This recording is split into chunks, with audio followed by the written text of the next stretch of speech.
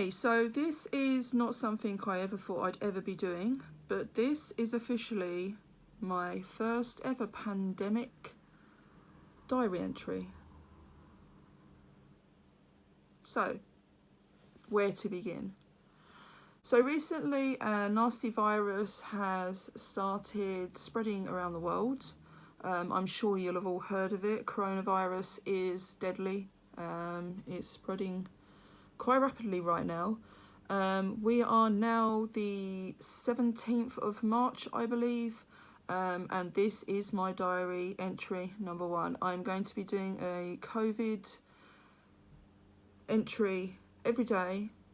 I don't know whether I shall be posting this publicly or if you will be seeing this because you've asked to see it privately and I've sent you the link.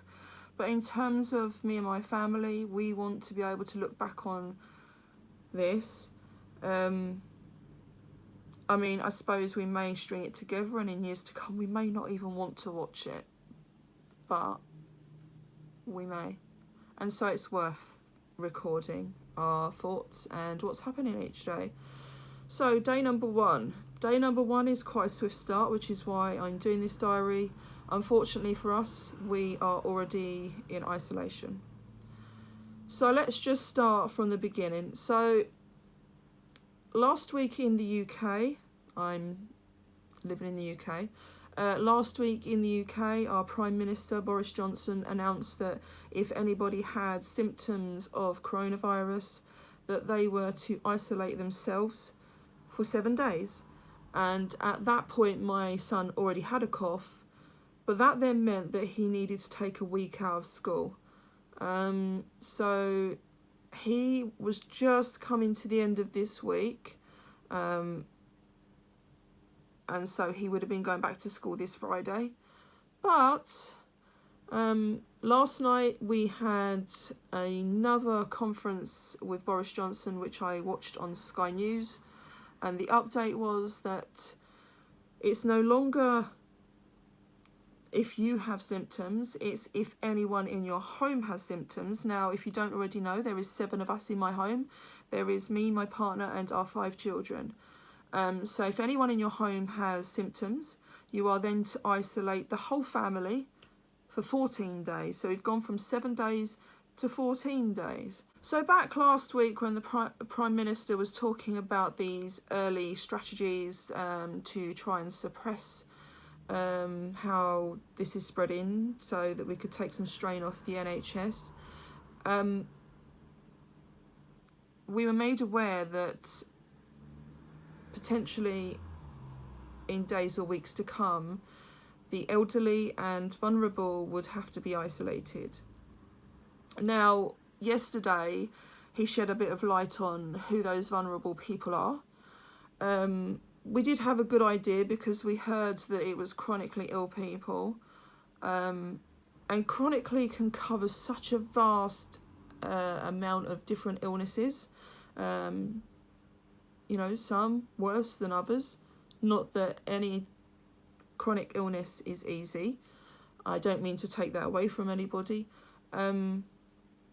But this is the part where it got scary for me personally, because I'm quite aware that the virus can lead to a type of pneumonia type phase. It kind of works in 2 phases from what I can make out.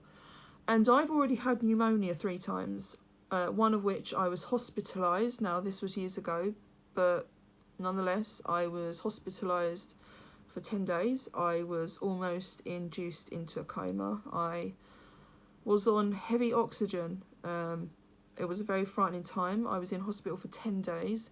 And as a result of that, and by the way, the NHS are absolutely amazing. They saved my life. But as a result of that, I have scarred lungs. So as you can imagine, this is quite a frightening situation for me right now because my lungs potentially might not cope as well as the next person my age, because of the damage that case of pneumonia left me with. But also I do have chronic illnesses, so you have to start gaining a bit of picture before the announcements come. What do they mean by vulnerable? And the vulnerable people, if they've got to be isolated, then that means I need to be isolated, because I have 2 children at college and I have 3 children at school. If they're mixing with lots of different people, there's a very big chance that they may end up mixing with people that could pass this disease on, and ultimately then they're bringing it home, and that could be dangerous to all of them. I'm not disputing that, but I don't know that my body would cope as well as everybody else's. Unfortunately, we don't know much about the virus, so we have to come to our own conclusions and deal with things the way we know best. So with talking to my partner, we felt it best to rearrange the house and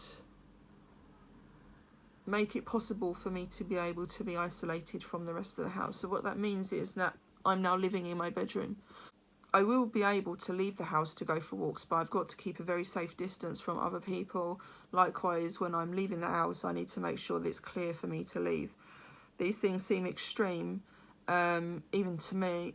When it passes my lips, it seems bizarre, it really does, but you have to be safe, and you have to think, what's worse for my children? Is it them being without their mum for a while, or without them forever? And that's really what it boils down to. So it's a hard decision to make, but anyway, so as we were nearing yesterday, it was starting to look like there was going to be an isolation for the elderly and vulnerable coming up. And last night it was announced that, in fact, that's happening from the weekend for 12 weeks. We wasn't expecting it to be that long. And I was a bit upset because it's my son's 18th birthday at the weekend, and I thought maybe we'll just, he's 18 on Saturday, maybe we will start the isolation very soon after. But sadly that's not going to happen. This afternoon,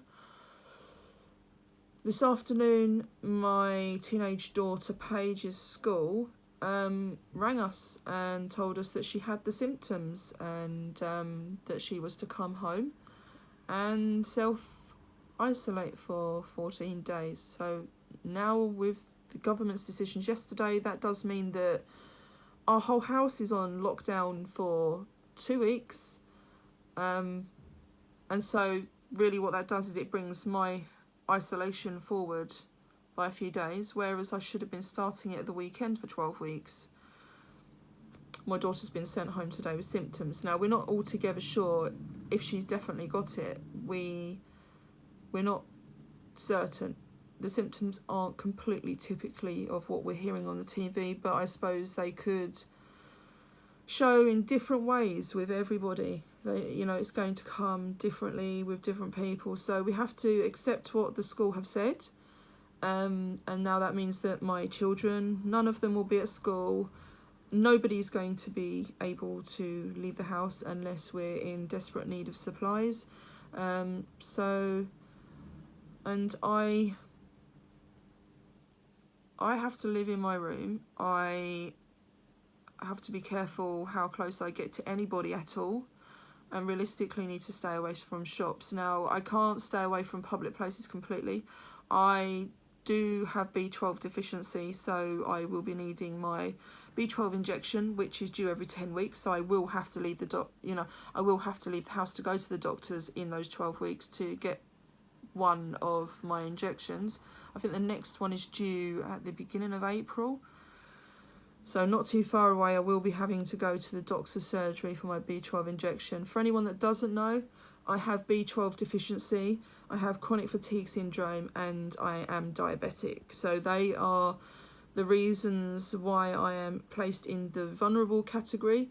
The Prime Minister stated last night that anyone in that vulnerable category is someone that was pregnant, someone that's elderly, or somebody that would usually be offered a flu vaccination, which covers me. Yeah, it's a hard one. I never thought, it's like a bad dream, I think, really. I can't imagine how I'm going to cope these next 12 weeks with not being able to physically hug my own family. I never thought I'd see anything like this in my lifetime, but then who does? You know, all I can relate this to right now is that of World War II.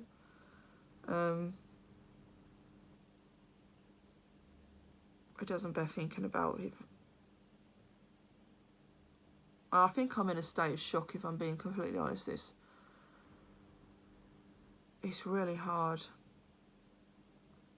So, this is going to be an update I do every day. It appears that the government will be doing a conference every day, so I'll be watching Sky News every day, and I will update how my day has been, what my COVID life has been like, how my family are, and we'll go from there.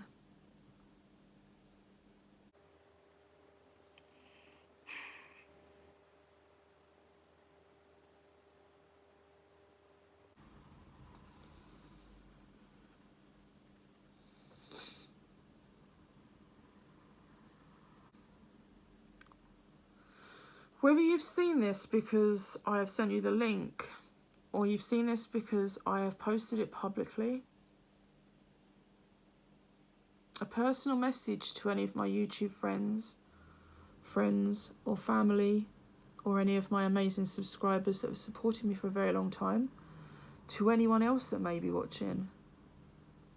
Keep safe, look after yourselves, take care of yourselves. I'll see you with the update tomorrow.